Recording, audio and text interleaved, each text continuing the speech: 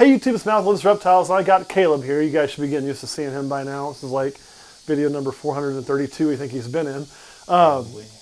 And we have a brand new animal, which you probably saw on our beautifully edited, not clickbait thumbnail that camera guy Kurt made for this video, because we don't do clickbait here at Olympus Reptiles. But we do have a brand new animal. That part is true. It actually is really cool. I can't wait to share with you. But before we share the animal, we got to set up its new cage. And so Caleb is here because he knows a lot more about these than I do as far as how to set them up, how to care for them. And I don't mind, deferring to somebody more knowledgeable than me. So why don't we kind of start setting this up and you tell us what you're putting in and why, and then we'll introduce what goes in there. Yeah, for sure. So first off, we starting off with the bedding. That's always the most important part when it comes to reptiles and what you're going to put in. Since this lizard comes from New Guinea, they like it really moist, really wet, kind of a jungly, woodland kind of area. Reptile Prime is just good for that. It holds that moisture pretty well and it expands, so it's pretty cost effective as well. And so do you need some water? I don't need to bring some water. Yeah. Okay, well you're putting that, I'll go get the water. But for the most part, like this is really good bedding because it holds in the water. And it's locked. It's locked. There should be a key on the top of the cage.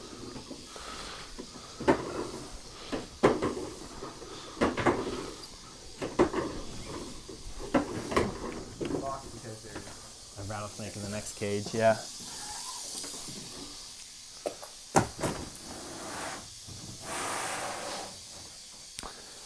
Also, we have to be a little careful because this causes us to have a rattlesnake unlocked, but we'll be careful. We'll be fine. Yeah. We're professionals. Don't bump that. We're professionals. Don't bump the nope rope.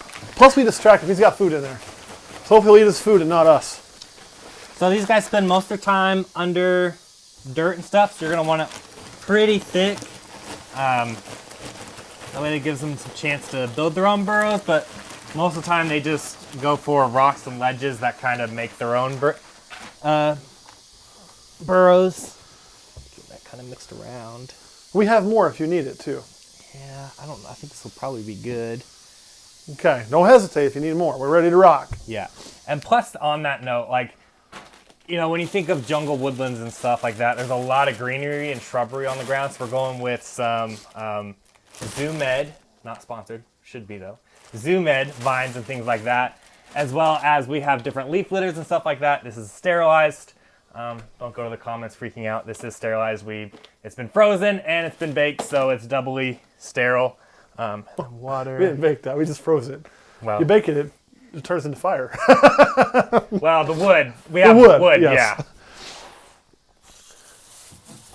And something else we'll add really quick while you're watering that is everything here, other than the stuff we got from nature, which would be the wood and the leaves, actually all came from our shop, Manhattan Reptile World. So basically when we decided to get this animal, Kurt and I took a day, we went to the shop and we just raided the shelves. Yes, we still have to pay for it even though we own part of it. Otherwise you never make any money. But all of this is available in your local reptile shop, or if you want, our local reptile shop. Can you stop that beeping? I cannot stop the beeping. Here's why the beeping's happening, though I can explain it. So I had this cage knowing this was coming. I already had it heating up. I had the heat set, and it's not a super high temp with this animal, but because of the cage being open and water being sprayed, it is letting all the heat out, and it's actually setting off the sensor for the heat in that cage being too low. So I can't get to the thing to shut it off at the moment, but you're gonna have to have some beeping. Beep, beep. It's kind of like that Chinese water drip torture. Drip, drip. And on that note, when we're moistening this, like, it's not like so wet that like you're squeezing water out of it. It's enough water that it's holding its shape, but there's still dry patches, too much water, and they'll sit in that, and that's the recipe for scale rot and other nasty things you don't want. But when you're kind of placing this, you just kind of want to think about where the lizard spends most of its time. Since this lizard is on the ground, it's getting in the shrubs, and it's getting in the leaves and things like that to find bugs. We kind of want to set it up like that. We kind of want to also think about where your heat is. Obviously, hides usually go for the heat spot, because that's where we're going to spend a lot of time getting warm, is close to their hide so they can get back to safety if they need to. Which we went with this Pangea terrarium rock, which I think these look really, really nice. What type of heat does this have? So you want their temps to be probably in the 80s to 83, 85 would be pushing it. And the nice thing about this lizard is it doesn't need UV. They're not a UV needed lizard just because where they come from, there's so much shrub and cover that not a lot of sunlight gets through. So a lot of people will run like ceramic heat emitters, heat panels, and things like that. Which what we're using is a radiant heat panel. And it'll also create a heat gradient because this is a radiant heat panel. It's only going to be on half the cage.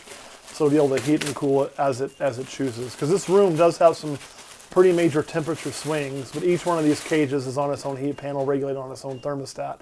So we were able to set it up different, kind of how we wanted to that way. Yeah.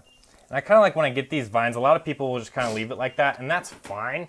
I like to spread them out a little bit to use up more of that surface space. Just gives them a little bit more place to kind of hunker down in. And we have also another hide. And this one I really like as well. It works really great for moist hides. So if you have any like desert species that are having issues shedding, this is another good one. Really, Now, any lizard. Inside that hide, what we could do is just put some coconut that's more moistened, or you could use something like sphagnum moss and put in there as well as heavily moistened, I would assume, correct? Yes. And that would give it a place to go to help get that skin off if it's sticking and whatnot. Because lizards don't shed like snakes. I know most of people are snake people here, but lizards are going to not shed in one piece. It usually comes off in pieces over a little bit of time, but it shouldn't take weeks and weeks and weeks for them to shed their skin either. Right. This will be only the second animal in this house with feet. Can you believe that? Oh, chameleon, right? No chameleon anymore, unfortunately. Sobek has feet. Oh, duh, the thing right next to me. Yes. He wants you to pet him now for forgetting he has feet. Tell him you're sorry. You first.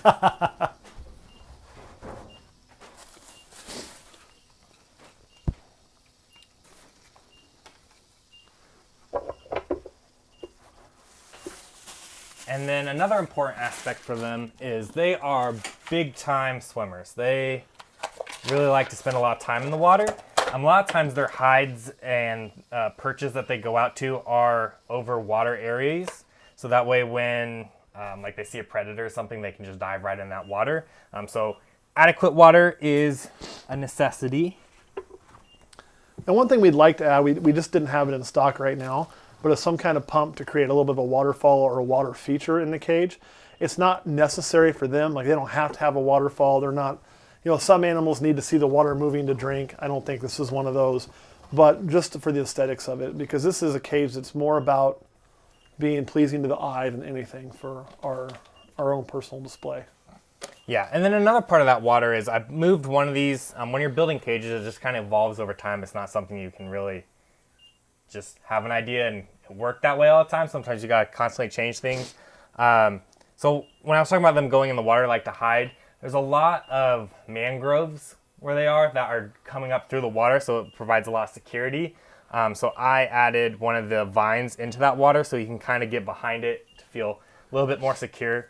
The more secure your animal feels, just the more often you're going to be able to see it out doing its natural behaviors.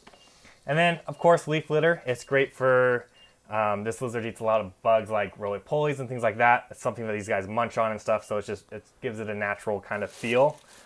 So I'm just going to kind of dump a little bit of that in and spread it around. And the good news is leaf litter is pretty easy to find this time of year. Yeah. As long as you have trees, which we have trees. One or two, probably Just a few. 1,000 trees. So not so much that it's covering the entire bottom, but enough that it gets pretty good amount of it all through like that. I'm gonna add some water.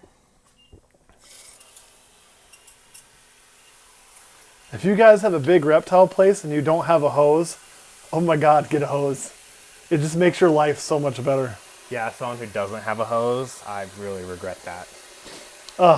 Especially when you're dealing with this guy need a lot of water, display cages here. It's easy to spray into my rattlesnake cages. With the croc being over here, it's much easier as he evaporates to add water. I love my hose. It's probably the thing that is the biggest life hack in my reptile room is having a hose. All right, and then the only other thing is, of course, the importance.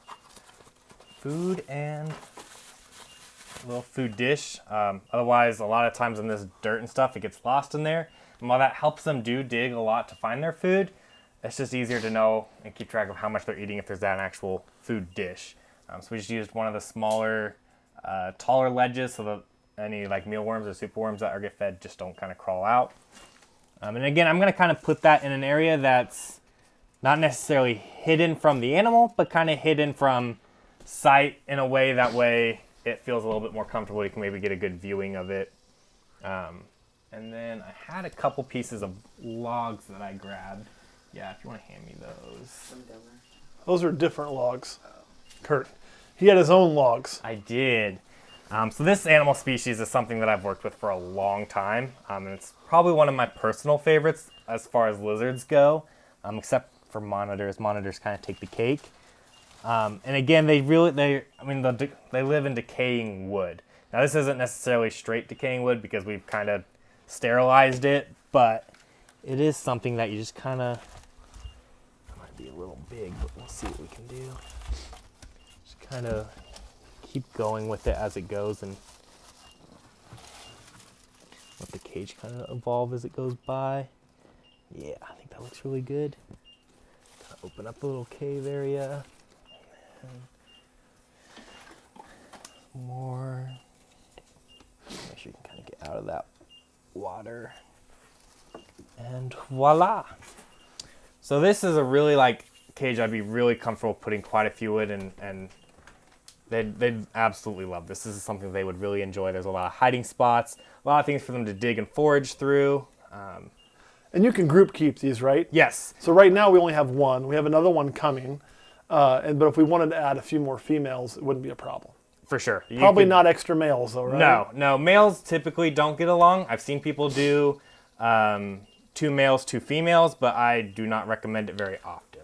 But if you did a 1.3 or a 1.4 in here. This cage would be suffice for it. Yeah. And it would work really well. Awesome. So we ready to review the animal? Yeah, let's do it. Review or reveal? Reveal. Review and reveal. We'll review it later. We'll reveal it now. Caleb, since you did all the work, I'm going to let you do the honors. Alrighty. So this right here, this gorgeous little guy is, if you can let go of the napkins, there we go. He's ready to go. This is a red-eyed crocodile skink. He's going to try and go up my shoulders. So as you can see, they get their name from, well, he looks like Sobek. He is very dinosaur looking, and he's got those red rings around his eyes. So he's actually probably about full grown. I would maybe expect him to get a little bit more plump, but not so much longer, maybe a little bit thicker in the tail base. So this cage will be super awesome for him. We'll see where he goes to first. Yeah, right into that cave. That's where he's headed. So I think he's going to really enjoy this cage. This is probably one of my favorite things I've set up. I do enjoy setting things up like this, and he is gone. He's ready to go. That's awesome.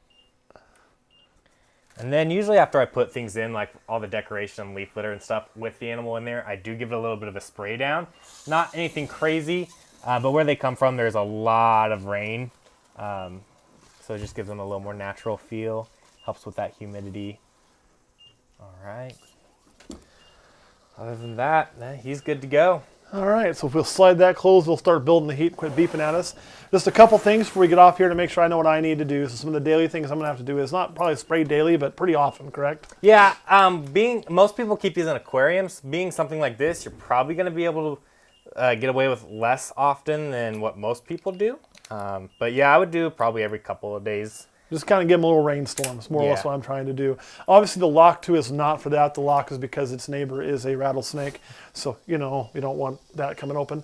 So check on that, and then just basically food. So bugs, we could do mealworms, we could do crickets, we could do whatever. Probably want to avoid bugs from the outside because I just don't know what they carry. But obviously, he's going to need food in there quite often. I'll probably give him a day or two to settle in. Then introduce. What would you start with? Like a couple dozen crickets in there? Yeah, or a dozen? I would go ahead and put in a couple days, grab a couple dozen. I would do small crickets, even though he's quite a bit bigger. Smaller ones for their first kind of meal of getting used to their cage just helps them increase their chance of wanting to eat instead of a bigger meal. And then you could probably go up to mediums after that. Maybe put some mealworms in his dish for him. Yep. Mealworms.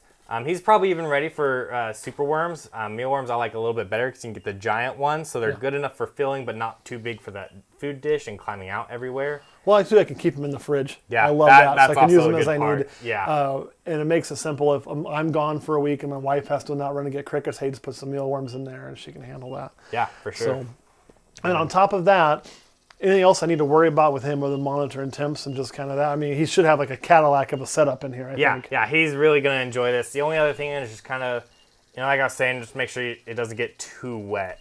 You know what I mean? Just like I was showing them, just not like there's water in the dirt, standing water and stuff like that, just because they get pretty bad fungus going on. So wet, but not too wet. All right, and I'll have you check our temps in a minute too and make sure we're spot on there. Yeah. Anything else you want to add before we go? Nope, I think that's it. Kurt, anything you want to add? No. So that all that work was to show you our brand new red-eyed crocodile skink, which if you were paying attention in one of our videos recently, we showed those off in the shop. The problem was we liked him so much when we showed it off, we bought him. That's what happened, guys. It's one of those things that tends to happen when you got a reptile shop. All right, we will catch you next time. Thanks for watching, and I guess get ready for Christmas if this isn't out before then. Will it be out before Christmas? Yes. Okay, so have a Merry Christmas. We'll catch you next time.